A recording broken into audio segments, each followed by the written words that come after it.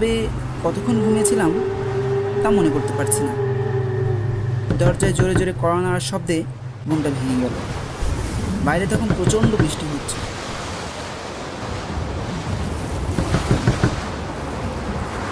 আবারও দরজায় কড়া নাড়ার কারণে আমি উঠে দাঁড়ালাম। বৃষ্টির শব্দের সঙ্গে মানুষের চিৎকার, হাহাকার ও হট্টগোল শোনা যাচ্ছে।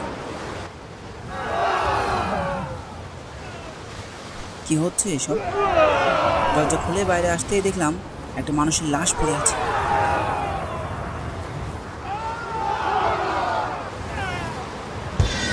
ভয়ে আমার সারা শরীরটা ঝরঝর করে কাঁপুনি দিচ্ছে।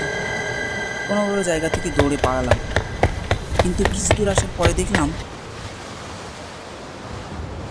আমার চারি সাইডে লাশ আর লাশ।